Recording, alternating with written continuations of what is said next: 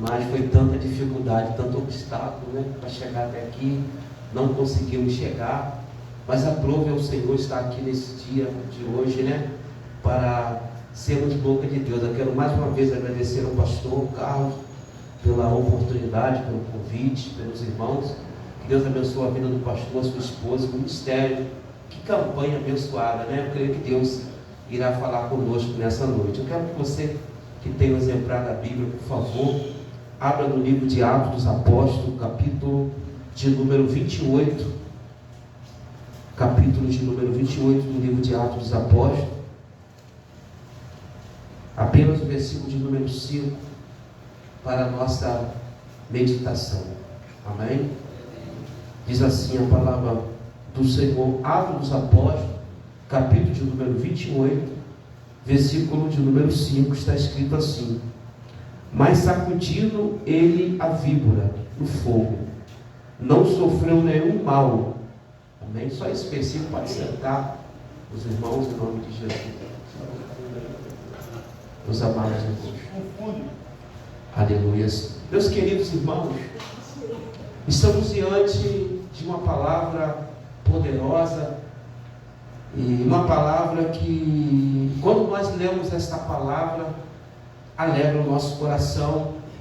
Para isso nós vamos fazer aqui uma junção dos dois capítulos, o capítulo de número 27 e o capítulo de número 28 do livro de Atos dos Apóstolos. Nós estamos aqui diante de uma história narrada pelo médico amado, o médico Lucas, que se converteu e se tornou amigo inseparável do apóstolo Paulo. O médico Lucas, ele escreveu 2 livros. Ele escreveu o livro que tem o seu nome, o Evangelho de Jesus, segundo escreveu o próprio Lucas. E ele também vai escrever um livro histórico, que é o livro de Atos dos Apóstolos. No capítulo de número 26 do livro de Atos dos Apóstolos, o apóstolo Paulo está sendo julgado em Jerusalém. E quando o apóstolo Paulo ele se apresenta diante do tribunal em Jerusalém, alguém queria executar o apóstolo Paulo, queria até mesmo matar o apóstolo Paulo. O apóstolo Paulo está sendo julgado, não porque ele era um criminoso, ou um estuprador, uma pessoa assassino, mas o apóstolo Paulo está sendo julgado simplesmente porque ele era testemunha de Jesus, porque ele havia se convertido e estava ganhando muitas pessoas para Cristo. E quando a gente começa a pregar a palavra, começa a sermos usados por Deus, ou marcar algum território que Deus colocou você, tenha certeza que você vai vai incomodar outras pessoas, melhor dizendo. E o apóstolo Paulo, ele foi julgado. E quando ele foi julgado, alguém queria matar, e o apóstolo Paulo, ele vai apelar para Roma, para ir até o imperador César, para poder julgar a causa dele. E diz a Bíblia que no capítulo de número 27, nós temos um tema desta mensagem: o missionário em uma ilha. Foi o apóstolo Paulo. O apóstolo Paulo, ele embarca em um navio, e juntamente com ele, a Bíblia diz que Lucas, ele pede permissão para poder acompanhar o apóstolo Paulo. E nessa viagem, o apóstolo Paulo também, ele vai contar não só apenas com Lucas, mas vai ter outro assistente chamado Aristarco, para poder andar com ele. E nessa caminhada, a Bíblia diz que ele entra no navio e eles estão indo em direção a Roma. Observa que os tempos passados, toda a viagem que era feito de navio. Então o apóstolo Paulo, ao entrar no navio, ele vai ser entregue à mão de um oficial romano chamado Júlio. E esse oficial romano chamado Júlio, ele foi responsável pela vida do apóstolo Paulo para chegar até a cidade de Roma. E o apóstolo Paulo, juntamente com esse imperador Júlio, ele vai embarcar nesse navio. E juntamente com o apóstolo Paulo, estão dentro desse navio 276 passageiros que estão nesse navio.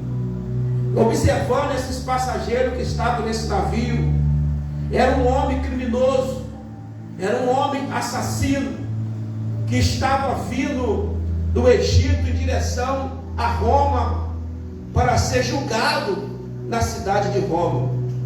E diz a Bíblia que nesta viagem o apóstolo Paulo, ele vai enfrentar uma das maiores tempestades da vida dele.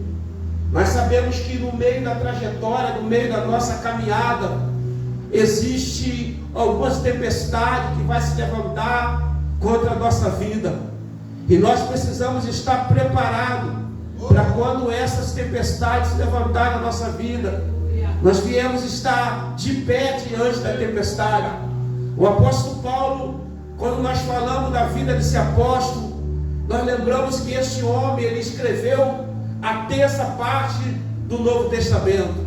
O apóstolo Paulo, ele escreve 13 cartas que tem no Novo Testamento.